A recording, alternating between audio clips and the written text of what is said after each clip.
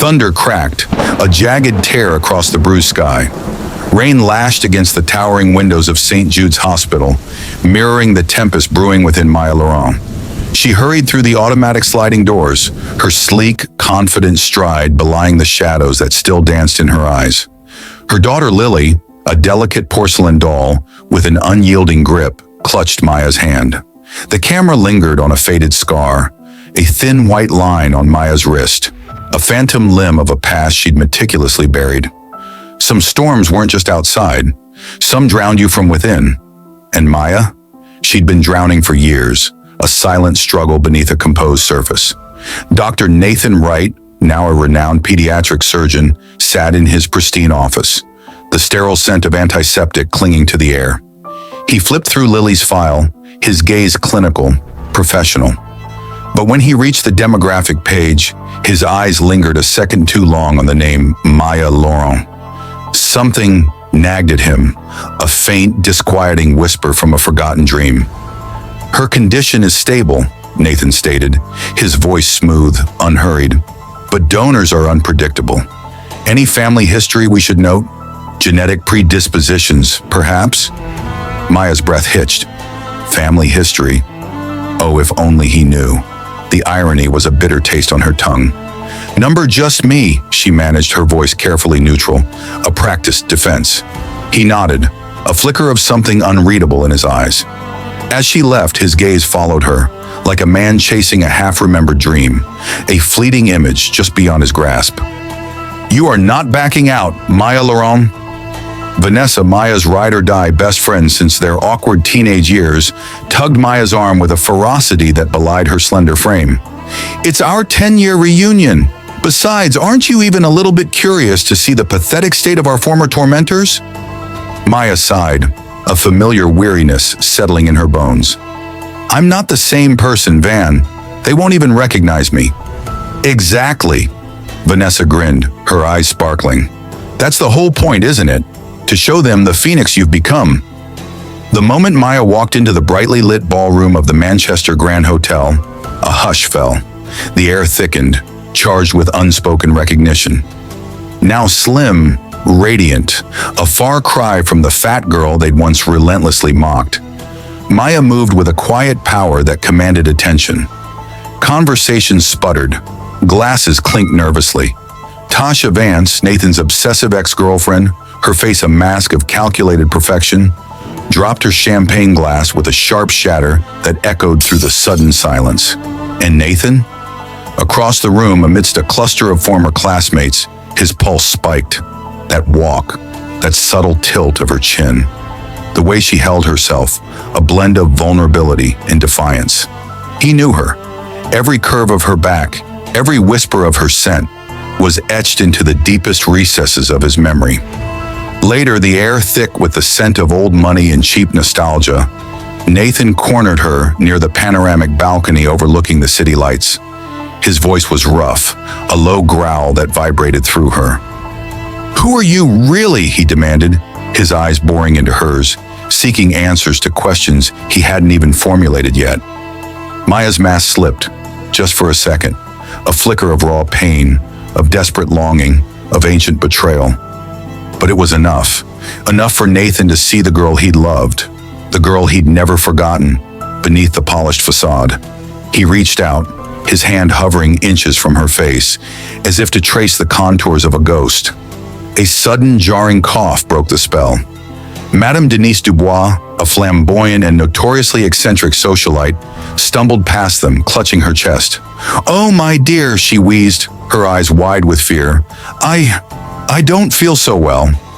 Nathan, ever the doctor, instinctively moved to assist her. As he did, his hand brushed against Maya's. A shock, like a forgotten electrical current, jolted through them both. Their eyes locked, and for a fleeting moment, the decade that separated them vanished. The next morning, the serene hum of the hospital was shattered by a sudden emergency. Madame Denise had collapsed and was rushed to St. Jude's, directly under Nathan's care. As he reviewed her chart, preparing for surgery, his eyes snagged on a detail in the emergency contact information. Maya Laurent Wright. His blood ran cold. He found Maya pacing outside Denise's room, a frantic energy radiating from her. "You're married?" he asked, his voice low, accusing. "To who? When?" Maya panicked. Her fake marriage to Denise's estranged son, a desperate measure to secure Lily's enrollment in an exclusive private school, was crumbling around her. She opened her mouth to explain, to confess the sordid truth, but before she could, a venomous voice slithered into the tense silence. "Oh, Nathan, didn't you know?"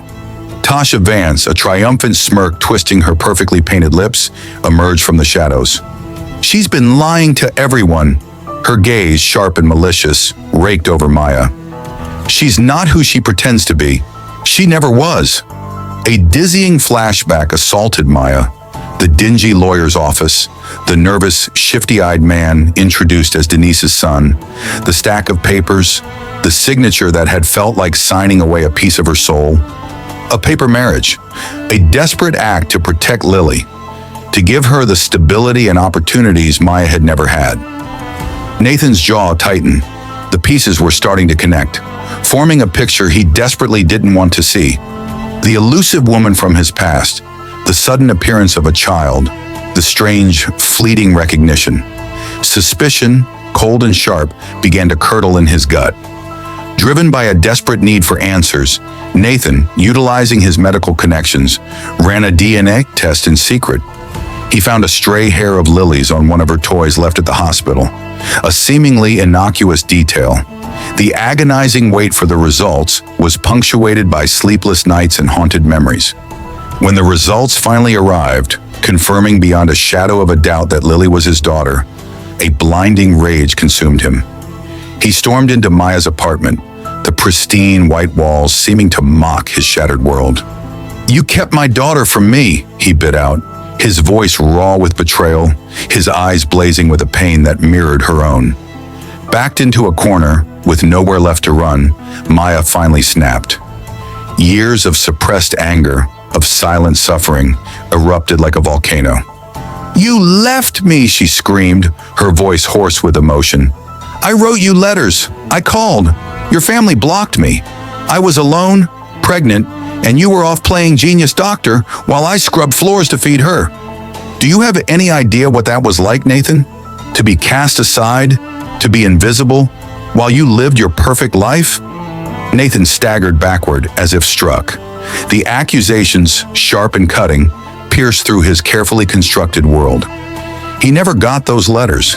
He never received those calls. His parents, they had hidden them. A cold dread settled in his stomach, a realization more devastating than anything he could have imagined.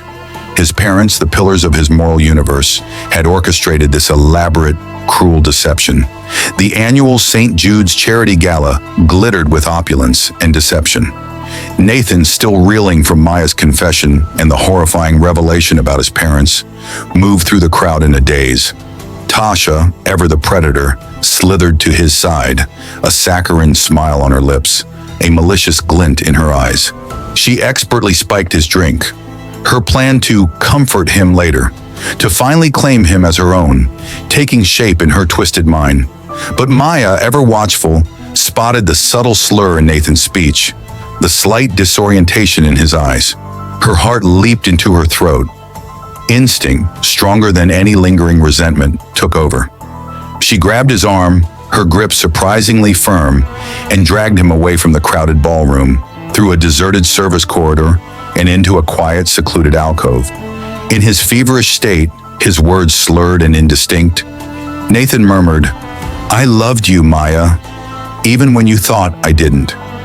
Maya's resolve, a brittle shield she'd painstakingly built around her heart, cracked. The words, raw and unfiltered, sliced through the years of pain and doubt. She leaned closer, her breath catching in her throat, almost kissing him, almost surrendering to the overwhelming tide of emotion. But she stopped. This time she was smarter. This time she protected herself. The scars of the past ran too deep to be erased by a single confession, however heartfelt. The next morning, Eleanor Wright, Nathan's mother, a woman of impeccable breeding and formidable will, swept into Maya's modest apartment like a winter gale. Her perfectly coiffed hair and tailored suit couldn't disguise the icy fury in her eyes.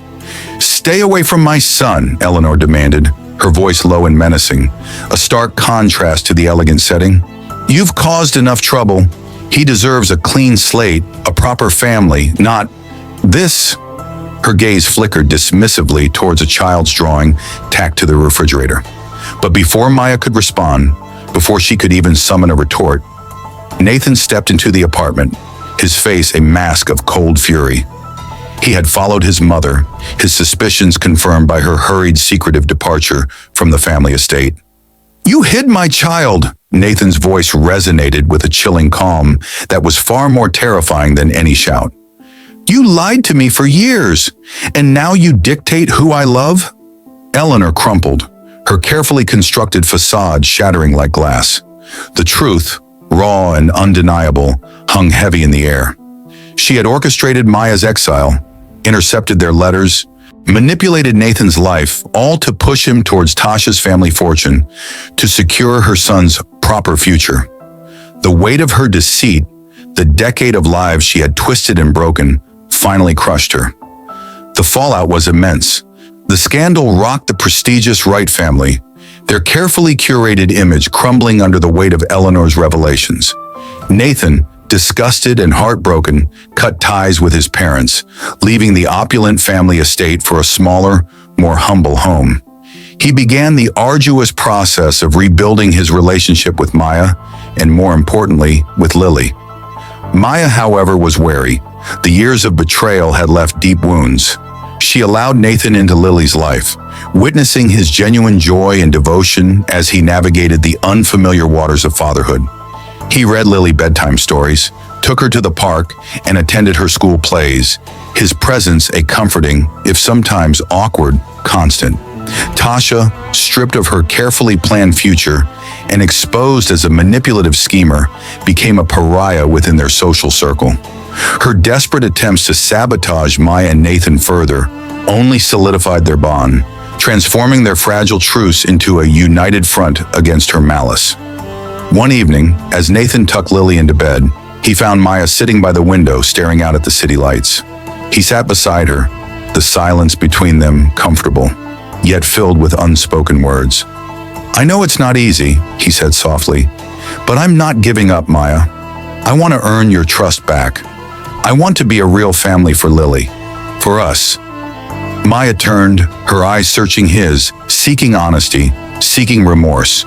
She saw it all, the genuine pain, the profound regret, the unwavering love. But she also saw the immense effort it would take, the long, difficult road ahead. "It will take time, Nathan," she replied, her voice barely a whisper. "A lot of time." He nodded, accepting her terms. "I understand. I'll wait, as long as it takes."